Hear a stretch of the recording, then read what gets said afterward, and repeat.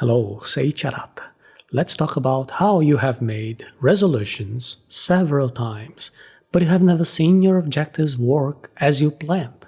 Today you're going to learn how to use the famous PDCA cycle to adjust your goals to an ideal size and with that, get results. In a minute I will explain what PDCA is and how to use it, but I should tell you beforehand that the solution is to avoid ambitious objectives and start setting weekly mini goals. Now, what is the problem with goals that are too ambitious? Think, for example, about earning $1 million by starting your own company, or losing 12 kilos of fat in 1 month. Even if you use the SMART standards to design specific, measurable, achievable, relevant, and timely goals, it is very likely that even in that case, you have not managed to achieve those goals. Since those goals are too ambitious, you usually have to define a very long deadline to meet your objectives, and it is difficult to sustain your enthusiasm when the objective is too far away and if you don't get immediate rewards for your actions.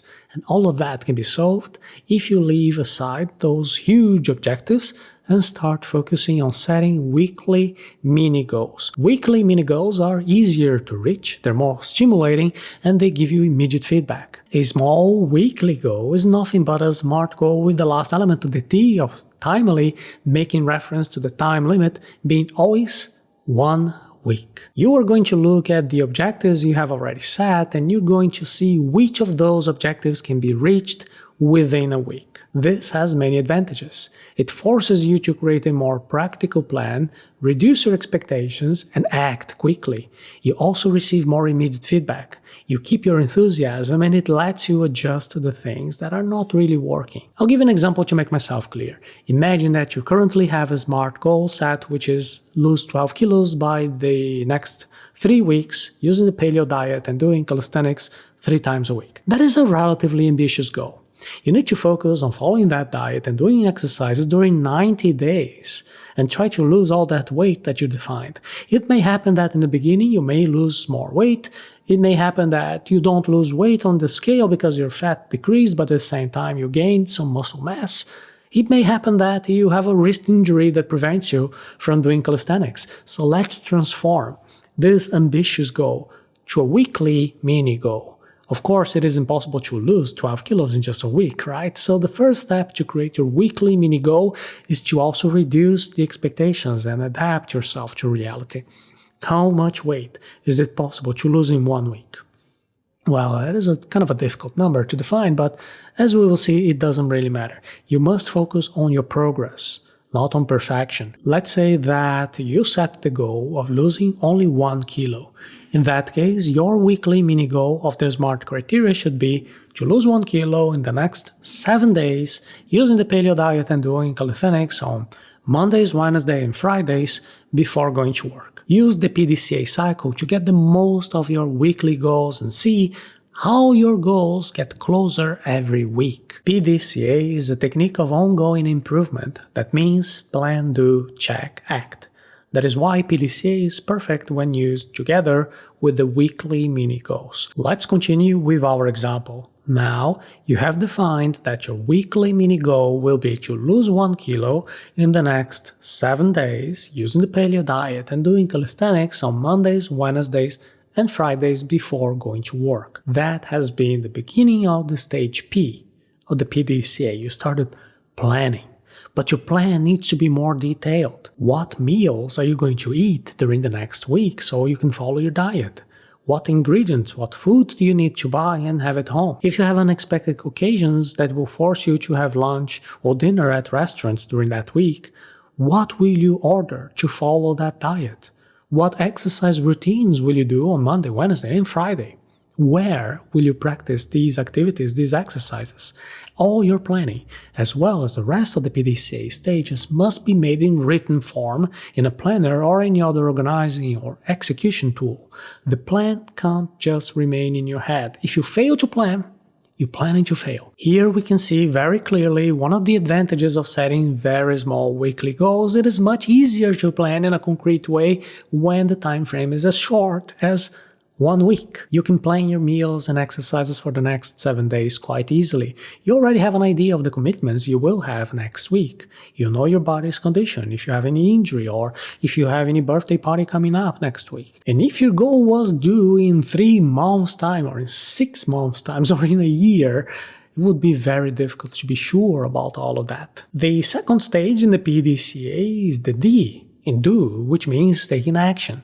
Here you need to spend the next 7 days implementing what you have already planned.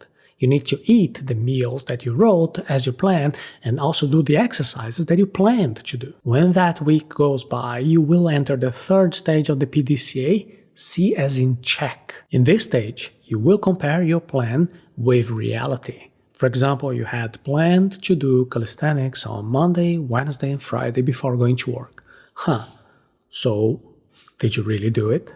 If you did, how did the exercises go? Now, if you didn't, what went wrong? It is also during this check stage that you will objectively verify whether you reached your weekly mini goal or not. Your goal was to lose 1 kilo. So you have to weight yourself or measure your percentage of body fat to check in an objective way whether you lost 1 kilo or not. Adjust your mini goals week after week until you achieve your final goal. Now a week has gone by and you have checked whether you have managed to achieve your goal. The last step of the PDCA cycle of constant improvement is the A as in act. You must adjust your actions to keep improving week after week. For example, let's imagine that you have achieved the goal of losing 1 kilo a week by using the paleo diet and doing calisthenics. What can you adjust to improve your results even more next week? What meals did you like better? Which are the ones that you liked less? What exercises were more enjoyable? Did you have any wounds or any injury that forces you to change the calisthenics exercises for something different? For example, walking or swimming? If you weren't able to achieve your weekly mini goal and you didn't lose that 1 kilo that you had planned, what went wrong? Could it be that losing 1 kilo in just 7 days was perhaps too big of a goal? Should you change your goal to losing half kilo next week? Or could it be that the diet that you chose is not working out well for you? PDCA is a cycle. So at the end of this stage of action, act, you must return to the planning phase. With all the information you have in your hands, it is time for you to set a new weekly mini goal. If everything worked out fine, your plan can be very similar or even the same as last week's plan because it worked. Maybe you even want to challenge yourself a little bit and try to increase your objective by 10%, by 20%. But if the previous weekly goal didn't go well, the new plan must contain the necessary adjustments. Every week, you will complete a cycle. The weekly mini goals will give you immediate feedback in a short period of time so that you can keep your excitement, seeing the results happening in real time and being clear about what is working and what is not. By the time some weeks have already passed by, you will be much closer to your old ambitious goal. Do you understand the paradox?